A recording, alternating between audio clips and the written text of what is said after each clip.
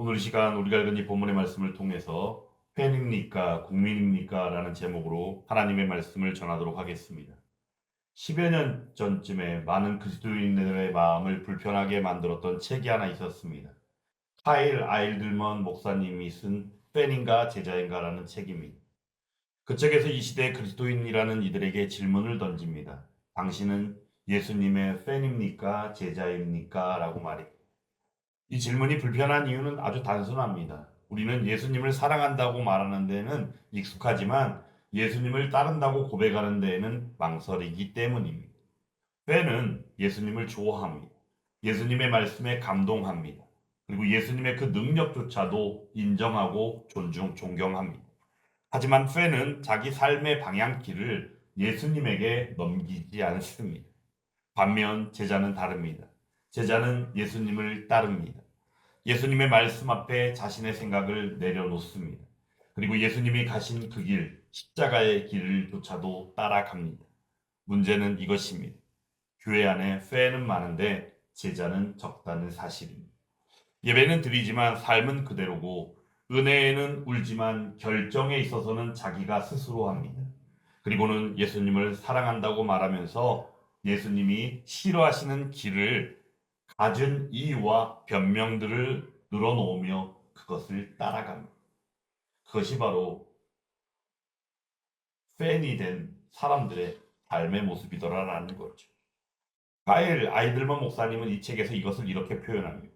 팬은 예수님을 인생의 일부로 두지만 제자는 예수님을 인생의 주인으로 모신다라고 표현했습니다. 10여 년 전 이 책을 통하여 언급된 이 질문이 그런데 오늘날 교회만을 향한 질문이 아니고 이제는 우리가 살아가는 이 시대 전체를 꿰뚫어 버리는 질문이 되었다라는 겁니다. 그러므로 오늘 우리는 이 질문을 조금 바꾸어 물어보고자 합니다. 팬입니까? 국민입니까? 오늘 우리는 팬의 시대를 살고 있습니다. 사람들은 더 이상 무엇이 옳은지를 먼저 묻지 않습니다. 누가 말했는지를 먼저 보게 되지요. 좋아하는 연예인의 말에 대해서는 그저 그것이 사실로 인정하고 좋아하는 유튜버가 말하는 주장들이라면 그것은 곧 상식이 되어버립니다. 그리고는 더 나아가 좋아하고 지지하는 정치인의 실수조차도 그들은 그저 그럴 수 있는 일로 여겨버립니다. 이것이 팬이 가지고 있는 사고의 방식입니다. 팬은 그러므로 기준을 갖고 있지 않습니다. 팬은 그저 그 기준을 맹종하고 지지하는 사람들에게서 그저 가져올 뿐이다라는 겁니다. 그리고 이 문화가 이제 정치 영역 깊숙이 들어왔습니다. 정치라는 말은 실로 여러분들이 다 아시다시피 바르게 다스리는 것이 정치입니다. 그러므로 정치를 통하여 바르게 다스린다면 백성들이 이루어지는 것은 당연한 이치입니다. 그런데 이 시대에 바라볼 때 정치에 대해서 우리가 그 정치라는 말이 과연 정치인들이 말하는 정치가 과연 우리가 알고 있는 정치와 똑같은 것인지 우리가 물어보지 않을 수 없습니다. 정치인들이 예를 들어 백성들을 이롭게 하기 위하여 바르게 다스리는 일이라면 이 나라가 이렇게 엉망진창의 모습으로 나아가지는 않았을 것이기 때문입니다. 정치들은 그 가운데 온갖 야욕과 탐욕과 자신들의 죄를 덮기 위하여 이 모양 저 모양으로 흐트러 버리고 있으므로 말미암아 백성들을 이롭게 하기보다는 백성들을 불편하게 하고 곤란하게 하고 혼란하게 하며 오히려 더 힘들게 만들어 버리는 것이 현재 이 땅 대한민국의 모습임을 우리는 어느 누구도 부정할 수 없을 것이라고 생각합니다. 그런데 중요한 것은 이러한 것들이 바로 정치 영역 가운데 깊숙이 들어온 것인데 그것이 바로 이 팬이라는 이 문화입니다. 그러므로 이 시대를 우리는 무엇이라 말합니까? 팬덤 정치의 시대를 살고 있다라고 말합니다. 정책보다는 인물에 치중합니다. 원칙보다는 어떤 진영 논리에 빠져버립니다. 그리고는 진실보다도 눈에 보이는 감정이 앞서버리는 그 정치에 선동되어져 나아가는 이들이 있더라라는 겁니다. 이것은 현재 나타나고 있는 단순한 사회 문제나 어떤 정치적인 문제로 보아서는 결코 아니 됩니다. 이것은 정확하게 신앙의 문제이기 때문입니다. 왜냐하면 인간은 하나님을 왕으로 모시지 않은 채 반드시 다른 대상을 왕처럼 떠받들기 때문입니다. 오늘 사무엘상 8장의 이 말씀 가운데 나타난 이스라엘 백성이 왕을 요구하는 이 장면이 어찌 보면 팬덤 정치를 시대를 살아가고 있는 우리들 가운데 주시는 하나님의 진리의 말씀임을 우리가 받고 깨달아야 될 필요가 있더라라는 겁니다. 오늘 말씀 가운데 5절의 말씀에는 이런 말씀이 있죠. 모든 나라와 같이 우리에게 왕을 세워 우리를 다스리게 하소서 한지라라고 이스라엘의 장로와 백성들이 요구하는 것을 보게 됩니다. 누구에게? 사무엘에게 말이죠. 그런데 그 이유는 뻔합니다. 명분은 분명해 보입니다. 사무엘이 늙었고 그 아들 둘이 사사로 세워졌는데 그 아들 둘이 어떠해요? 사무엘과는 다른 길을 갔다는 겁니다. 이유는 뇌물을 받고 판결을 달리해버리는 그런 악한 모습 가운데 있었더라라는 거죠. 그러므로 그들이 나와 왕을 요구하는 것은 어찌 보면 명분도 상황도 확실하게 보입니다. 하지만 중요한 것은 하나님이 택한 백성이며 하나님 나라 백성인 이스라엘이 팬이 되기를 선택한 순간이 바로 이 말씀의 순간임을 우리는 잊지 말아야 한다라는 겁니다. 이는 이스라엘 신앙의 정체성이 무너진 사건입니다. 하나님은 이미 이스라엘의 왕이셨습니다. 아니 사사시대부터 계속하여 하나님께서는 왕이셨습니다. 그런데 그때도 어떠했습니까? 자신들이 생각할 때 자신들의 생각이 옳은 것처럼 그저 그것들에 따라갔던 것이 사사시대의 이스라엘의 모습인 것을 우리는 너무 잘 알고 있지 않습니까? 그런데 사사시가 끝나갈 무렵에 대해서 이제 사무엘에게 요구하는 장면도 명분이 그럴싸하게 보인다고 말씀드렸죠.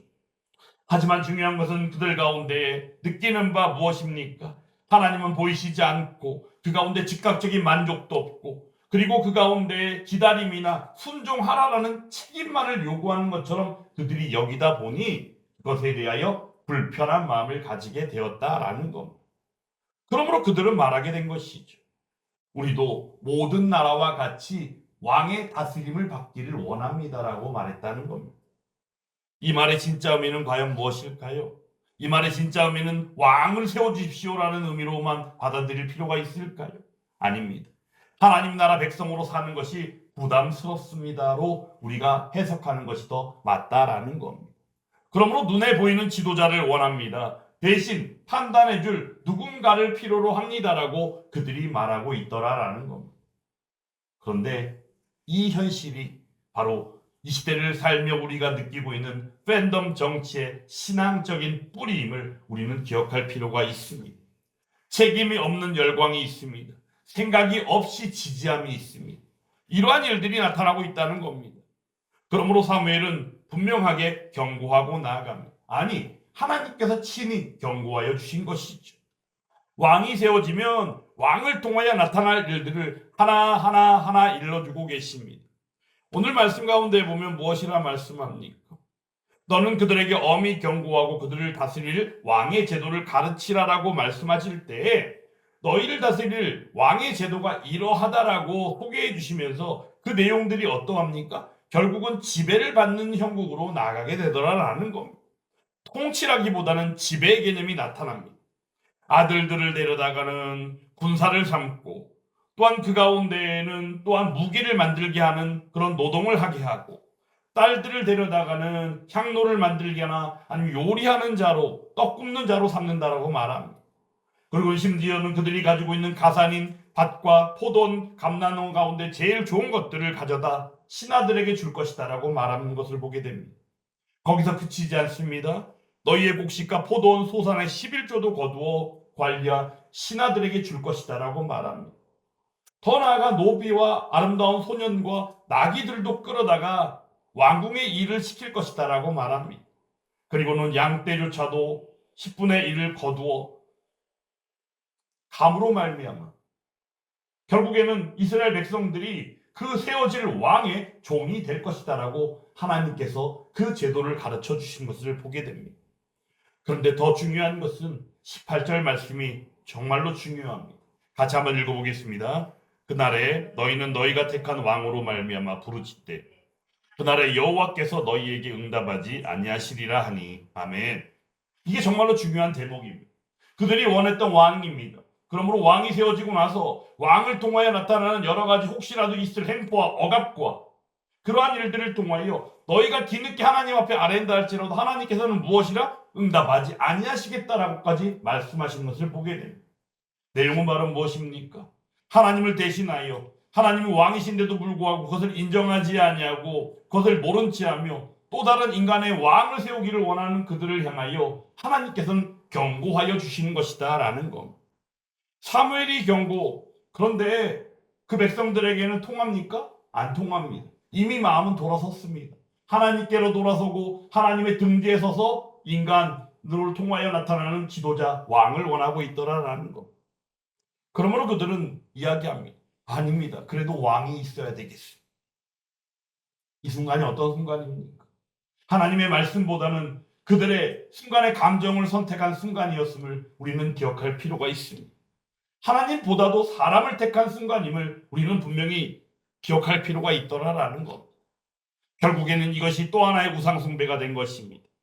우리가 볼 때 팬덤 정치의 본질이 바로 이러한 상황으로 나아가는데 그 가운데 대표적인 것이 있다면 바로 출애굽기 32장에 나타나 있는 아론의 금송아지 사건임을 우리는 기억할 필요가 있습니다.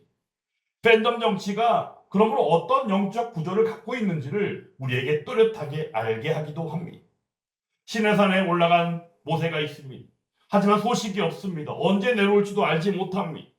그러므로 그들이 생각할 때 그들이 기다리고 있는 모세도 오지 아니하니까 결국에 하나님 또 침묵하고 계시는 것 같이 여깁니다.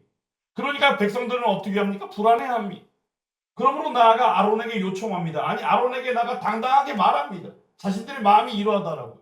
그리고는 이야기하는 것이 바로 우리를 인도할 신을 만들라라고 요청합니다. 그러므로 금을 부어 송아지를 만들어 그것을 낸 것이죠. 실제로 이들이 행한 금송아지 사건을 통하여 볼 때 이들은 하나님을 믿지 않는 백성입니까? 그렇지 않습니다. 하나님을 믿는 백성임에도 불구하고 그들은 요구한 것입니다. 무엇을 말입니까? 눈에 보이는 무엇인가를 기대한 것입니다. 그 눈에 보이는 그것이 바로 금송아지, 바로 우상 숭배의 사건이었더라라는 겁니다. 결국에는 하나님을 대신할 수 있는 더 쉬운 대상을 찾았던 것입니다. 그리고 그것을 눈으로 보고 생각하며 그것을 믿는 신이라고 여겼던 것입니다. 오늘날 우리가 맞이하고 또한 느끼고 있는 팬덤 정치의 시대의 모습도 마찬가지의 모습. 하나님의 말씀은 너무나도 불편해하고 진리에 대해서는 우리의 행복에 치명적으로 여기며 오히려 요구되어지는 회개에 대해서는 우리들이 스스로 아파하기만 한다라는 겁니다. 그러므로 우리는 원칙보다는 사람을 먼저 봅니다. 말씀보다는 어떤 우리들이 생각하는 그 순간의 감정을 먼저 붙들고 나아갑니다. 하지만 성경은 우리에게 단호하게 말씀하여 주고 계십니다. 시편 146편 3절 말씀에 귀인들을 의지하지 말며 도울 힘이 없는 인생도 의지하지 말지니라고 말씀하여 주심으로 말미암아 하나님 외에 그 어떤 것도 의지할 대상이 아님을 우리에게 똑똑히 알게 하더라라는 겁니다. 요한복음 6장에 보면은 많은 사람들이 예수님을 따라갑니다. 왜냐하면 예수님께서는 수많은 기적과 이적과 표적을 보여주셨기 때문입니다. 그런데 예수님께서는 그들을 향하여 말씀해 주시죠. 너희가 나를 찾는 것은 떡을 먹고 배부른 까닭이구나 라고 말씀하십니다. 이유는 뭡니까? 그들은 예수님의 제자가 아니라 팬이었기 때문입니다. 유익이 있을 때는 따라갑니다. 하지만 말씀이 불편해지니까 그들은 어떻게 합니까? 떠나가버려. 가짜 신앙의 특징은 이렇게 분명하게 나타납니다. 그들에게는 십자가가 없습니다.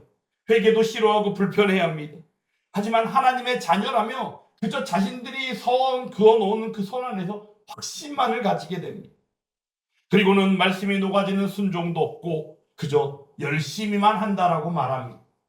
눈에 보이지도 않고 실체가 없는 것처럼 여기면서 하나님 나라를 부인하고 오히려 현실의 만족만을 추구하며 나아갑니다. 이 신앙은 현재를 사는 인간이 스스로 매우 종교적으로 보이게 하는 그러한 기만이기도 하고 실상은 하나님을 이용하는 신앙인의 모습임을 우리는 잊지 말아야 합니다. 그러므로 이 시대에 우리는 무엇이라 말합니까? 하나님을 믿노라 하지만 결국에는 하나님이 우리의 삶을 이루어 계시는 도구 정도로 생각하는 이들이 있더라라는 것. 하지만 우리는 깨달아야 합니다. 사도 바울은 말씀하죠. 빌립보서 3장 20절 말씀을 통하여 그러나 우리의 시민권은 하늘에 있는지라라고 고백합니다. 사랑하는 여러분, 우리가 사는 기준, 하나님 자녀가 사는 기준, 그 기준을 분명히 하라고 선언하고 있는 것입니다. 하나님 나라의 국민이라면 참여하지만 맹종하지 않습니다. 지지는 하지만 비판을 멈추지도 않습니다. 권세를 존중하기도 하지만 절대화하지도 않습니다. 팬은 열광하지만 국민은 어떠합니까? 책임을 집니다. 그런데 그 책임을 질 수밖에 없는 것은 그 모든 다스리는 행위를 통하여 우리가 그 안에서 유익을 누리기도 하지만 한편으로는 힘듦이나 통제나 관리의 대상이 되기도 때문이다라는 겁니다. 그러므로 우리가 억압을 당하고 우리가 어떤 관리를 당한다면 그것을 과연 얼마나 이겨낼 수 있을까? 하나님께서는 복음을 통하여 우리에게 그 참 자유가 무엇인지를 알게 하셨고, 또한 우리는 자유민주주의 대한민국을 통하여 그 자유의 의미가 무엇인지를 너무나도 잘 알고 누리며 왔는데, 그 가운데 웬 통제, 억압, 관리? 명분은 그럴싸하지만 그 명분은 무엇인가 다른 목적을 위하여 가려진 하나의 방패일 뿐, 그 실상을 들여다보면 뻔히 보이는 일들임에도 불구하고 그것에 대하여 분별하지 못하는 이들이 너무나도 많은 팬덤 정치 시대에 바로 대한민국임을 우리는 잊어서는 아니 되더라라는 것. 예수님께서는 팬을 부르지 않으셨습니다. 제자를 부르신 줄 믿습니다. 하나님께서는 이 시대에 열광하는 팬이 아니라 정말로 분별하며 하나님의 말씀에 순종함으로 살아가는 하나님 나라의 국민을 찾고 계신 줄 믿습니다. 그러므로 오늘 우리는 다시 이 질문 앞에 서게 되는 것입니다. 나는 과연 예수님의 팬인가 제자인가? 더 나아가 나는 이 시대의 팬인가 아니면 하나님 나라의 국민인가를 우리는 외치지 않을 수밖에 없다는 겁니다.